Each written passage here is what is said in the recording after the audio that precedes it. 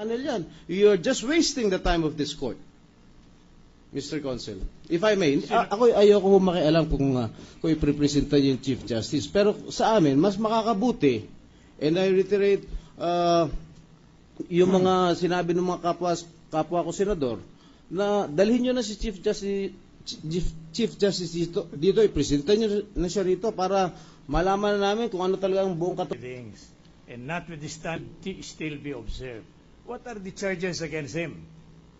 That he had amassed property, that he has accounts which were not reflected therein. But we have witnesses, Your Honor, to testify that there is no such violation. And even if there is, it may not be considered as violation because they are not reachable in character, Your Honor. We may not agree with him, but let us give him the opportunity to present witnesses to support that. He is the Chief Justice of the country, Your Honor. And out of respect, we should at least give him some consideration whatsoever, irrespective of the nature thereof. Now, you're castigating the defense for presenting witnesses that like this and like that. We have presented only 5 witnesses, Your Honor. And they are very, very important to our defense, Your Honor. We cannot be bulldozed into presenting this like him to testify. That is not the order of practitioner nor any jurisprudence that give the reason for compelling a party accused for appearing in court if he does not appear to be in a position to do so, Your Honor. Now, there were several witnesses, Your Honor, today scheduled for trial. Luckily or unluckily, we have a division of labor among the members of the panel, Your Honor. And these were the matters to be discussed by these witnesses, together with the identity, are delineated in that conference. Now, accidentally enough, we never anticipated that those assigned to them will not be able to perform as expected of them, Your Honor. But they are not dilatory in character. For instance, Attorney Lichoco will present. He will testify. He will be made to testify that actually the market was pushed through. There was a market operating. All these proceedings were undertaken, and this certainly will cause doubt on the rather clearance or enlightened part of the court that the transaction is a genuine one. It is true. There are check payments, Your Honor, that we utilize the same to cover up the expenditures and the acquisition made by the Chief Justice. But we do not know how much amount of evidence will be necessary to be able to convince the Honorable Court. Kung sa Tagalog po parang nananalakab kami sa linaw eh. Rules of evidence. Sinasabi ninyo, hindi proof beyond reasonable doubt. Convincing laban. Alright. Ano nga po yung meron kaming objection, ganito. Now, we have other witnesses, Your Honor. We cause them to be subpoenaed. Testify. There is a comment here made. Hindi naman ninyo inilagay ang purpose, kaya nyo tinatawag si Secretary de Lima. My question is there any rule under the revised rules of court which state that in a motion for the request of the issuance of a subpoena, the purpose must be stated? I am not aware of any rule. We have already ruled upon that, Counsel. I think that we shall not prolong this discussion. Well, I hope you also give due consideration to this court. Yes, Your Honor, we are. That you cannot say that we are not giving you due process. You have all the time during the recess to study the defense of your client. Correct, Your Honor.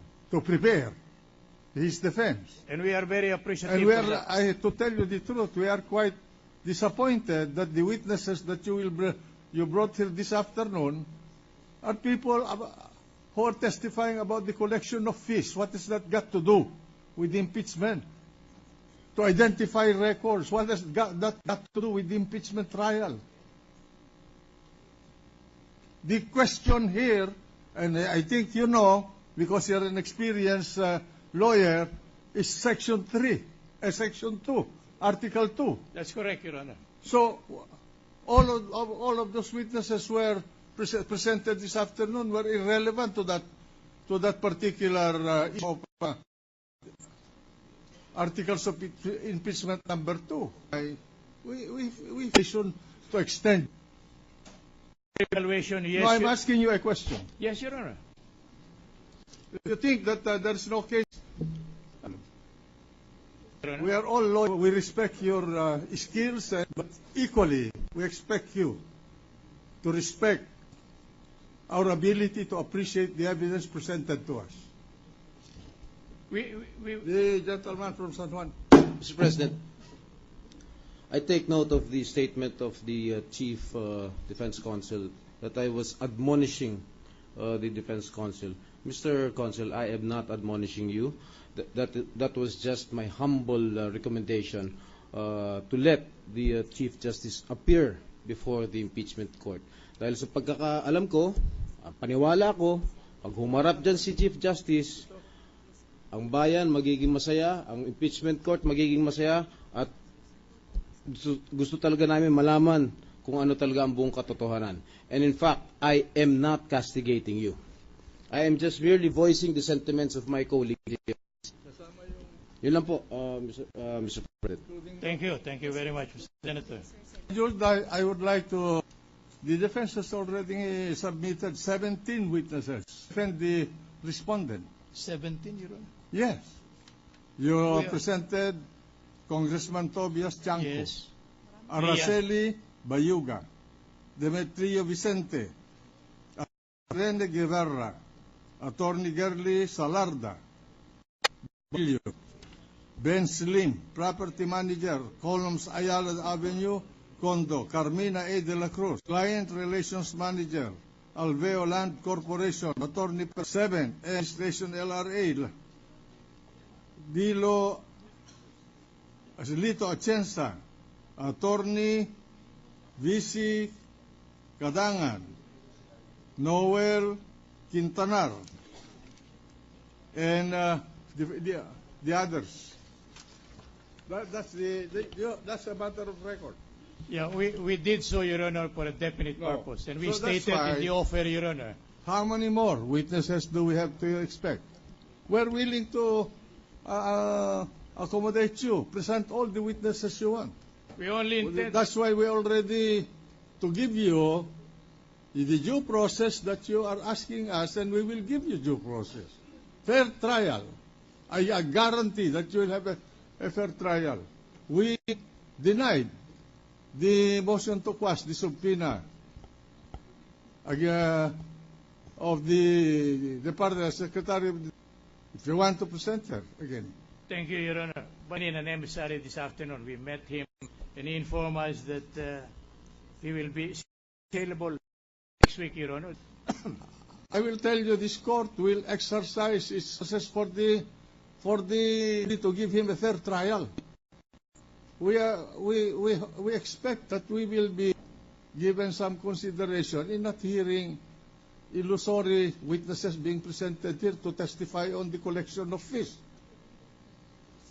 authentication of documents. There were no more issues about the transaction in the case of the property sold by the City of Manila, including the consideration.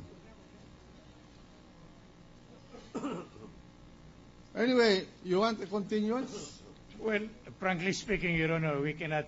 Witnesses at least for tomorrow. We have The requested... 5 or 6 witnesses, Your Honor. We have requested for subpoena to some of them. For all of them, yeah. They're a matter of record, Your Honor. What's that? We are being asked to identify the witnesses that we will present, Your Honor. We said we have requested for the issuance of a subpoena I to think compel the their prosecution appearances. should be astute enough to anticipate that will be presented by the defense and prepare your cross-examination. In that case, we submit. Mr. President, may we ask the sergeant? Please all rise. This is until the Senate. Afternoon. Motion of the majority floor leader is approved.